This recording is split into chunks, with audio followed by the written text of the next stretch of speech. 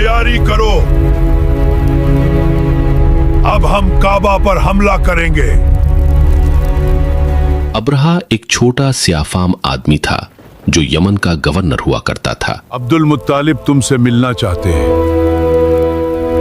तुमसे मिलना चाहते हैं, भेजो इनको अंदर।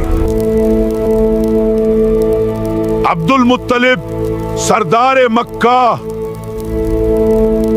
लश्कर मक्का की तरफ आ रहा है। वो क्या है? परिंदे। अल्लाहु अकबर, भागो, मदद।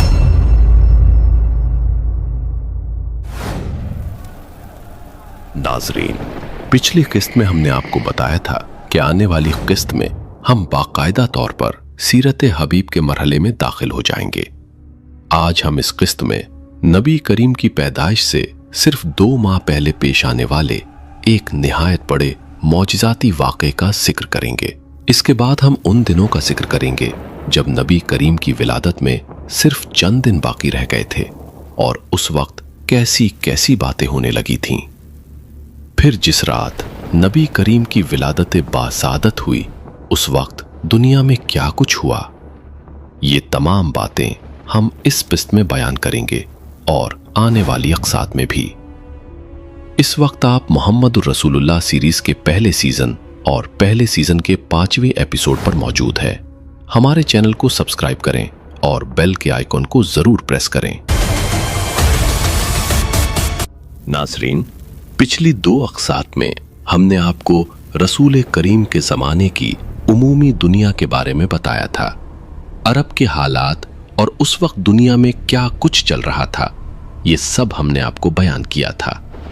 लेकिन आज की किस्त सीरत हबीब का बाकायदा आगाज है। नबी करीम की विलादत से सिर्फ 2 माह पहले असहाबे फील का वाक़या पेश आया था। इस वाक़े के बारे में अल्लाह ताला फरमाता है, क्या तुमने नहीं देखा कि तुम्हारे रब ने हाथी वालों के साथ क्या मामला किया? ये वाक़या अब्रहा नामी शख्स से शुरू होता है जो नबी करीम के ज़माने में यमन में मुकीम था। अब्रहा एक छोटा स्याफाम आदमी था जो यमन का गवर्नर हुआ करता था। वो बादशाह नहीं था बल्कि बादशाह हबशा में रहता था, जिसे आज एथोपिया कहा जाता है। जबकि बादशाह ने यमन में उसे एक किस्म का गवर्नर मुकर्रर कर रखा था। मैं अब्रहा को गवर्नर लगाता हूं। अब्रहा न सिर्फ बदसूरत था बल्कि एक लड़ाका और बदकिरदार आदमी भी था और यमन में उसका मशहूर लक़ब बेशर्म था। लोग उसे बेशर्म के नाम से भी पुकारते थे। एक बार अब्रहा का एक दूसरे गवर्नर जिसका नाम एरियट था उससे झगड़ा हो गया, तो अब्रहा ने उसे लड़ाई के लिए ललकारा और कहा कि अपनी तलवार सामने लाओ, आज हम लड़ेंगे।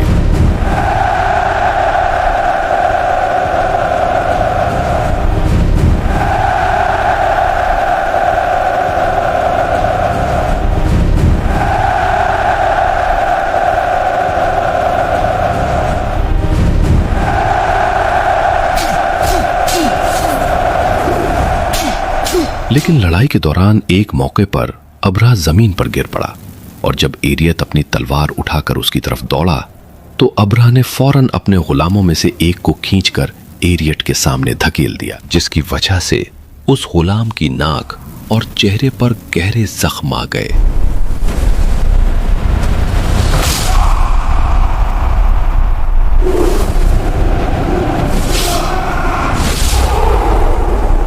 उसके बाद अब्रहा ने फिर अपने एक मुहाफिज को आवाज दी जो आया और उसने एरियट को कत्ल कर दिया।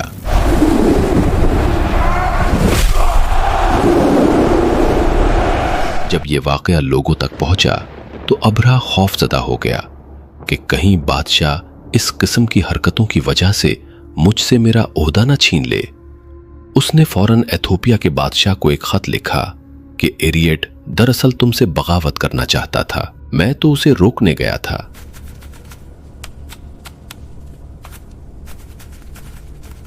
फिर उस खत के साथ अब्रहा ने यमन और सूडान दोनों इलाकों की मिट्टी डालकर बादशाह को भेजी।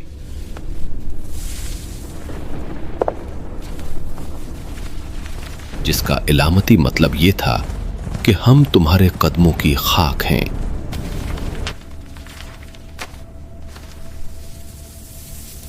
इस तरह की गुलामाना वफादारी दिखाने के बाद बादशाह ने अबरहा को माफ कर दिया। अबरहा को एक दिन मालूम हुआ कि साल के एक खास वक्त में, जिसे हज का मौसम कहा जाता है, यमन समेत कई इलाकों से लोग मक्का जाना शुरू कर देते हैं।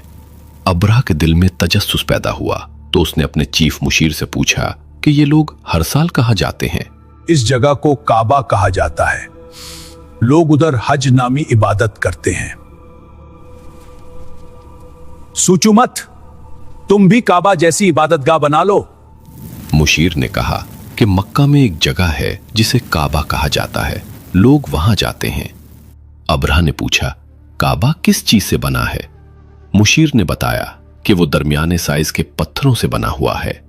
अबरहा ने पूछा, क्या इस पर कोई कीमती कपड़ा चढ़ाया गया है? मुशीर ने कहा, नहीं, काबा को कोई महंगा लिबास नहीं पहनाया जाता।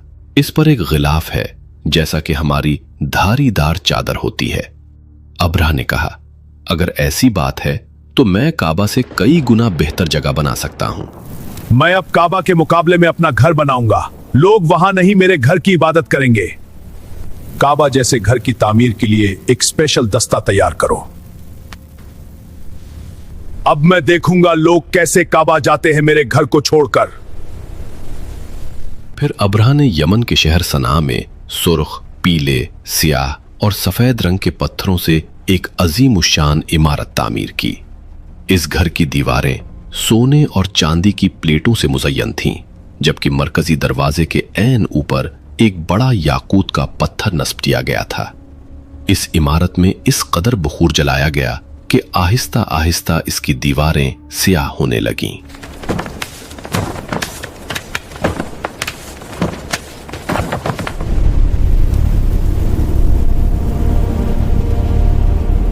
नाजरीन, अबरहा ने उस घर के बारे में ऐलान किया कि आज के बाद कोई मक्का नहीं जाएगा, बल्कि तमाम तवाफ इसी घर के गिर्द किया जाएगा। अब कोई काबा नहीं जाएगा, तमाम तवाफ मेरे घर का होगा। और वाकई कई सालों तक यमन के बास कबाइल इस घर का तवाफ करते रहे।